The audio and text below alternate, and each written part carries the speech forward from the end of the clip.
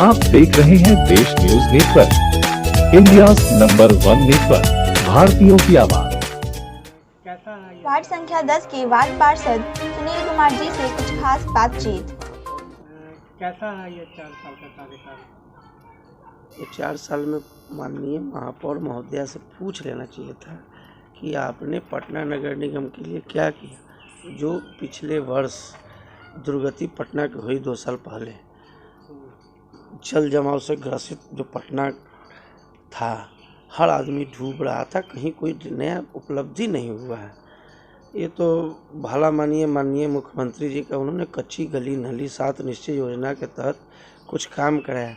इनके कार्यकाल में एक भी काम नहीं हुआ। जो 20 लाख रुपया 5 साल में था कि माननीय पार्षद को उसके लिए अनुशंसा किया जाएगा, वो भी कार्यकाल आज तक पूरा नहीं हुआ। उनका भी कार्यक्रम नहीं हुआ। और उसके अलावा हर एक वार्ड में 10-10 समरसेबल बोरिंग लगना था, वो भी कार्य कंप्लीट नहीं हुआ। और जहां इनका स्वर्णिम इतिहास का पेपर में भी हम लोग पढ़े, आप लोग के मीडिया के माध्यम से भी जाने, बहुत बुरा स्थिति रहा।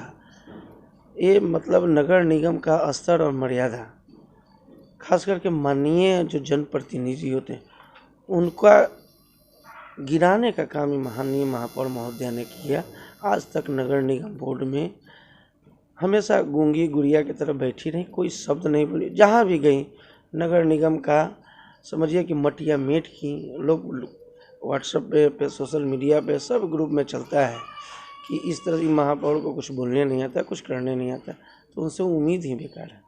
लेकिन हमारे कुछ वार्ड पार्षदों से बात हुई है, उन्होंने कहा कि काफ़ी अच्छा काम उन्होंने किया है। जहाँ पहले कचरा उठाने के लिए सिर्फ ट्रैक्टर हुआ करता था, आज गली गली कचरा उठता है। स्वच्छता पे काफ़ी ध्यान दिया गया इनके कार्यकाल में। इसके पहले भी था, A to Z कंपनी या नगर निगम स्तर से भी पहले भी उठाव होता था कचरा। डोर टू डोर कलेक्शन कचरा था पहले A to Z कंपनी, कुछ बीच में बंद हो गया था। ये सिर्फ एक उपलब्धि, इसको अगर मान लें कि कचरा उठाओ, यानी कि पहले कचरा नहीं उठा होता था, कचरा पहले भी उठा होता था। डोर टू डोर एक नया सिस्टम हुआ, तो सब जगह हुआ है। ये पटना नगर निगम के स्पेशल उपलब्धि इसमें नहीं है। इसमें फुलवारी नगर परिषद है, दानापुर नगर परिषद है, हमारे अगल बगल में जितने नगर परिषद हैं या निगम में, हर जगह कचरा को उठा हो रहा है।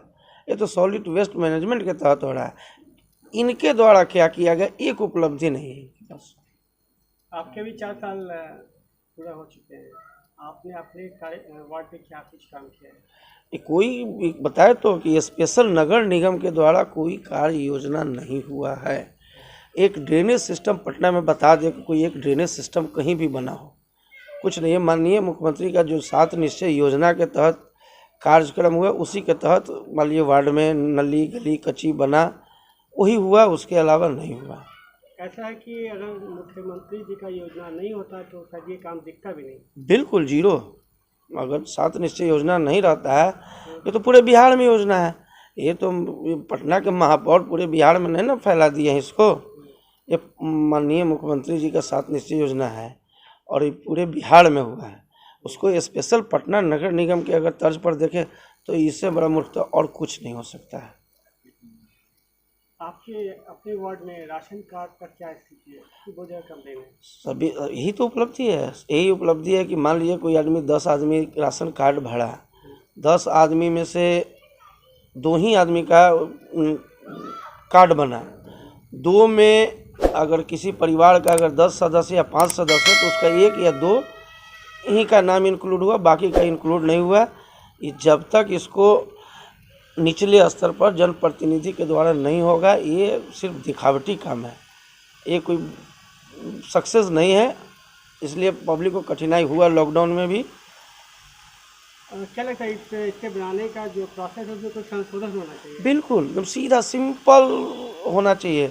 आप देखिए हमारे यहाँ कम से कम ये है, आपको जन आरोग्य, वो भी हम लोग के यहाँ बुरी तरह से फ्लॉप है। जो 5 लाख का योजना जो मिलता है, आयुष्मान भारत, वो भी फ्लॉप है और राशन कार्ड भी फ्लॉप है।